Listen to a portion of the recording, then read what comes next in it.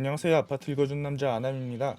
저번 영상에 이어서 오늘도 2021년을 대비하는 영상을 하나 만들어 보았습니다. 분양권 주택수 포함부터 양도세 중과율 인상까지 세금에 대한 이야기인데요.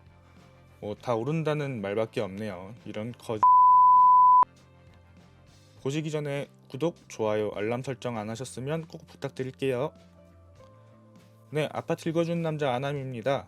앞에서 말씀드렸듯이 이번 영상도 2021년을 대비하는 영상이 될 것 같은데요. 바로 21년을 변하는 세법입니다. 변동이 있는 월 순서대로 한번 얘기를 해볼게요. 21년 1월 이후에는 취득한 분양권도 이제는 주택수에 포함이 됩니다. 분양권은 원래 실물이 없는 그야말로 분양을 받은 권리인데요. 하지만 투기 수요 억제를 위해서 분양권도 이제는 주택수에 포함하기로 정책이 변경됩니다. 시기는 앞서 말씀드렸듯이 21년 1월 이후 취득한 분양권에 대해서 적용이 되고요. 이게 적용이 되면 1주택에 1분양권이 있으면 비과세를 못 받을 수 있으니까 조심해서 계획을 잡으셔야 됩니다. 그리고 양도세 최고세율이 인상이 됩니다. 2020년 양도세 기본세율은 6에서 42%였는데요. 21년부터는 6에서 45%로 최저세율은 유지한 채 최고세율만 좀 올라가게 됩니다. 이건 과세표준 10억 초과 시에 적용을 받게 되고요. 개인 종합소득세에도 연동이 된다고 하니까 표를 잘 참고해서 보시기 바랍니다. 이 세율 조정도 1월 이후입니다. 그리고 종합부동산세 세율 인상 및 세부담 상한이 올라갑니다. 20년 연말에 날라온 종부세 청구서가 많은 이들을 화나게 했었죠. 그런데 이 종부세가 21년에는 더 크게 오릅니다. 이것도 1월 이후고요. 최고 세율은 개인은 최고 6%까지 올라가고요. 물론 그렇게 올라가시는 분들은 조정지역 2주택이나 또는 총 3개 이상의 주택을 가진 이상인 분들만 해당이 되지만 국토의 대부분이 조정지인 상태에서 생각보다 많은 분들이 해당되실 수 있다고 생각이 됩니다. 그리고 이런 다주택자의 경우가 아니더라도 최고 3%의 종부세율이 적용될 수 있습니다.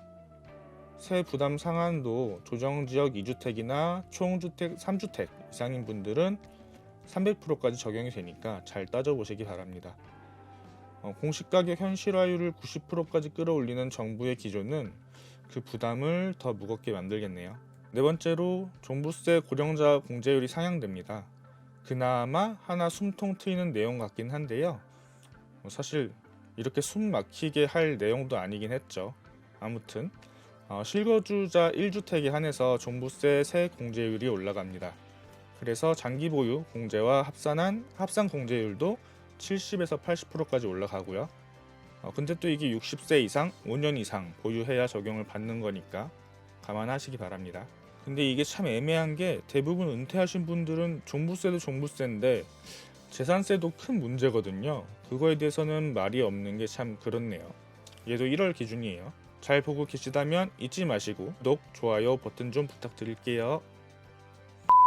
네, 이제 1, 2, 3, 4번 했고요.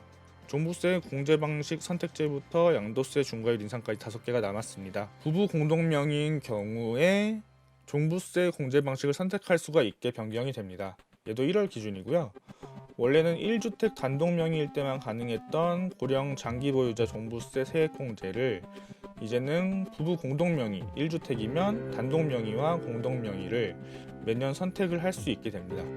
그러면 종부세 관련해서 사실은 예전에는 공동 명의가 좀 애매한 입지에 있었는데 이제부터는 공동 명의가 무조건 유리해지게 되는 상황인 것 같습니다. 그리고 6번째로 1주택 보유기간 산정 방식이 변경됩니다.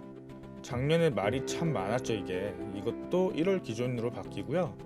19년 2월 세법 개정을 통해서 다주택 상태에서 다 팔고 1주택이 되면 최종 1주택이 된 시점부터 2년을 추가 보유해야 최종 1주택 비과세가 적용이 됐었는데요. 근데 이게 좀 말이 어다르고 이게 유권 해석이 좀 혼란이 있었어요. 그래서 여기에 대해서 작년 12월 말에 유권 해석을 다시 해서 21년 이전에 최종 1주택이 된 경우는 추가 2년을 보유하지 않고 21년 1월 이후에 다주택 상태에서 최종 1주택이 된 경우만 추가 2년 보유가 되어야 비과세가 된다는 해석을 내놨습니다. 그러니까 21년 1월 이후에 1주택이면 2년을 가지고 계셔야 되는 거예요. 좀 빨리 이런 유권 해석을 해줬으면 금매를 던지셨던 분들의 공황 상태를 안 봐도 될 뻔했을 텐데 좀 아쉽네요. 7번째로 고가주택, 그러니까 9억 초과에 대해서 비과세의 경우 9억 초과분 장기 보유 특별공제 거주 요건이 강화됩니다. 양도세 비과세도 9억 초과분에 대해서는 세금을 내는 건 다들 알고 계시죠. 그런데 그 9억 초과분에 대한 장기 보유 특별공제를 받으려면 예전에는 보유만 10년 해도 최대 80%까지 가능했었는데요. 20년에는 최소 2년 거주를 해야 적용이 되는 조건이 됐었고, 올해 21년부터는 10년 보유 및 10년 거주를 해야 최대 80%까지 가능해집니다. 이 기준일이 양도일 기준입니다. 취득일 기준이 아니니까 헷갈리지 마시고요. 1주택 비과세 9억 초과 주택에 해당되시면 거주 기간을 잘 따져보셔야 할 것 같습니다. 자세한 내용은 표 참조해 주시고요. 8번째로 2년 미만 보유 양도세율이 인상됩니다. 또 인상이 되죠. 이제부터는 6월 기준 적용 법규이고요. 지금까지 20년 기준으로 주택은 최소 1년 이상만 보유하면 기본세율이 6에서 한 42%까지 가능했는데요. 그리고 1년 미만 보유자가 40%대였어요. 그런데 21년 6월이 되면 기준이 바뀌어서 6월 이후 양도하는 주택에 대해서는 1년 미만은 70%, 1에서 2년 사이는 60%, 2년 이상 보유해야 아까 말씀드린 기본세율이 적용이 됩니다. 단기적으로 유동성이 확보돼야 하는 분들은 주택 구매를 하실 때 좀 염두를 해두실 필요가 있을 것 같습니다. 마지막으로 양도세 중과율 인상입니다. 양도세 중과가 되면 장기 보유 특별공제를 받을 수가 없고, 이게 취득일과 관계없이 양도일 기준이에요. 얘도 잘 따져보셔야 됩니다. 기본세율이 가산세율에 붙습니다. 6월부터는 가산세율이 기존 기준보다 10%씩 상향되게 되고요. 그러면 최고 75%의 중과세율이 적용될 수 있으니까 조심하셔야 됩니다. 지방소득세까지 하면 12.5%까지 오르겠죠. 조정 대상 지역 내 다주택 매매하시는 분들은 반드시 유의하시기 바랍니다.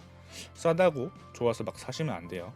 이게 세법이 엄청 단기간에 빨리 바뀌고 있고 중과되거나 어떤 게 우선순위인지 모르겠는 상황이 돼가는 것 같습니다. 점점 세무사분들도 이제는 부동산 쪽은 아예 응대를 안 하겠다는 분들도 많이 늘어나고 있는 것 같고요. 어딘가 취득이나 양도를 하고자 하신다면 반드시 복수의 세무사와 상담을 해보시고요. 돈 좀 들어도 그 돈이 훨씬 큰 돈을 막아줍니다. 오늘도 복잡한 부동산 상황에서 고생하셨습니다. 영상 끝까지 봐주셔서 감사드리고요. 다음 영상에서 찾아뵙도록 하겠습니다. 감사합니다.